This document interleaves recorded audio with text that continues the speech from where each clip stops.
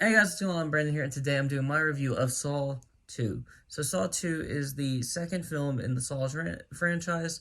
Came out in 2005. It stars Donnie Wahlberg as the main character of this film,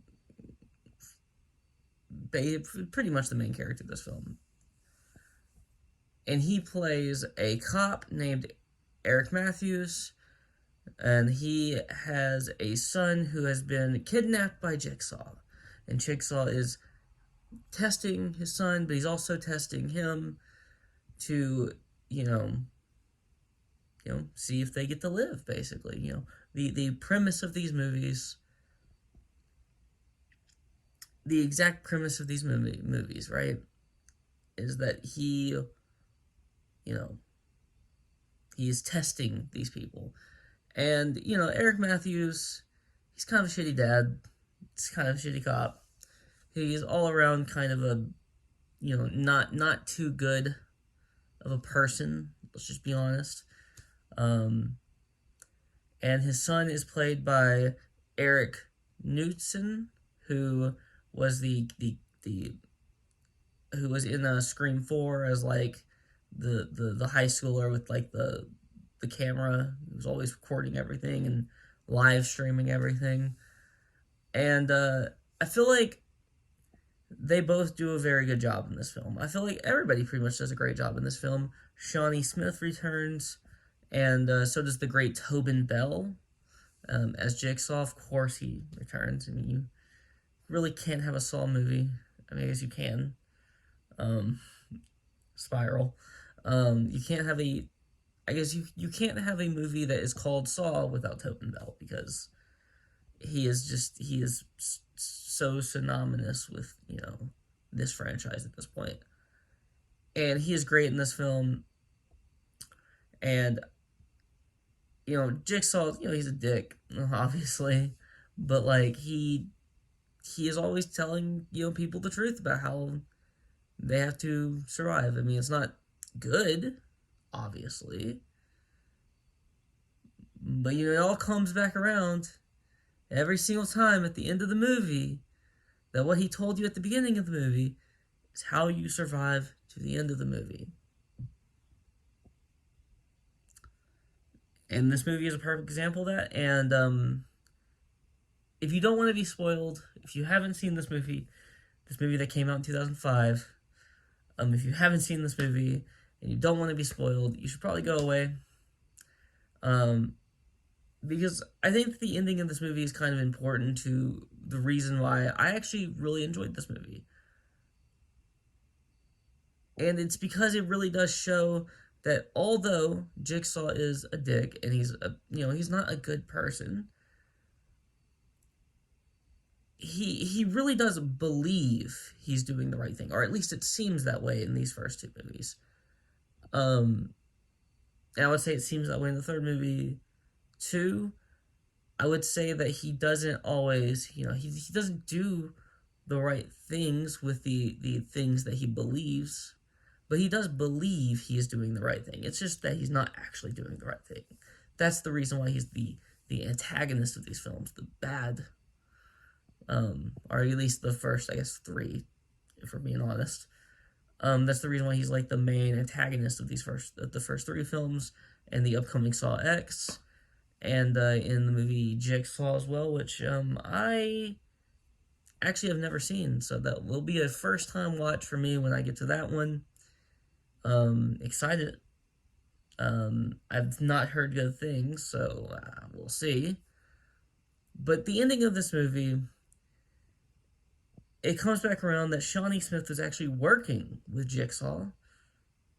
Um, Shawnee Smith's character was actually working with Jigsaw, pretty much this whole time. Even, you know, at the actual like main thrusts of the last film of the first film, she was actually working with him, and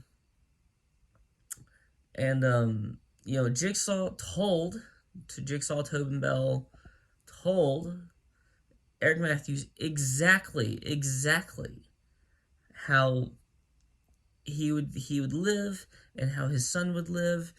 At the beginning of the movie, he said, "All I want you to do is talk to me. That's all I want you to do. Just talk to me." And at the end of the movie, the timer ends and the safe opens, and Eric Matthews' son, Daniel Matthews, is in the safe that the timer was literally sitting on. So literally all Eric Matthews had to do was stay there and talk to Jigsaw, and everything as far as those two characters would have been fine. Yes, the other characters that were in the house with them were, with him and Daniel Matthews and Amanda, Shawnee Smith's character. They would all be dead. I did think some of those actors were kind of meh, but I also thought some of them were all right. I had mixed feelings about the actors that were kind of in the house with Daniel Matthews and Amanda, but at the same time, like, they're really there just to die. Like, they're just there to have, to have kills in the movie. And so, it's fine. I don't really have, like, a huge issue with it. I don't think that any of them were particularly well developed. I think that Eric Matthews and Daniel Matthews were pretty well developed.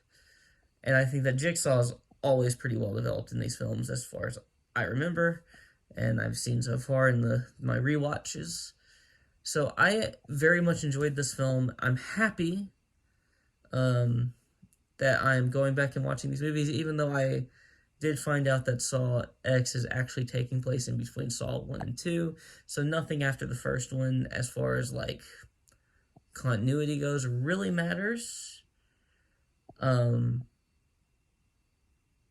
I mean, there are, like, I'm watching some of them, so there are flashbacks, and, I'm rewatching all of them, so there are flashbacks in some of them, some of the ones I've already watched, that kind of talk about, kind of explain his motivation. Maybe, that can give you a little bit more kind of, as far as, like, me rewatching these movies, because I've seen all of them except for Jigsaw. I've seen all of them once except for Jigsaw. I've never seen any of these movies twice before now. So, I didn't remember them all that well. So I'm glad I'm rewatching them. But these movies, I feel like, are fun, good, and they are not what kind of a lot of people have kind of made them out to be, which is basically, torture movies without a plot, They definitely have a plot. At times, at the point where I'm at, watching them, it does get a little, like, not confusing, but kind of like the timeline is kind of weird. The timeline doesn't all make sense, but I'm still, I'm still watching them. I'm gonna watch them, and I'm gonna have fun, for as much fun as I can. These movies, even the ones that I've watched now, even the ones that, I haven't, like, enjoyed as much as these first two, I do acknowledge that the kills are really, really good still in all of them that I've seen so far. So hopefully that continues. I'm excited to continue the franchise. I'm going to give this a 6.5, 7, probably somewhere around there. Probably, but I had a lot of fun with it, so I'm glad that I'm rewatching these, and that's really all I have to say. So if you like this video, please like, comment, and subscribe, and you can follow me on Twitter. Link in the description below. Peace.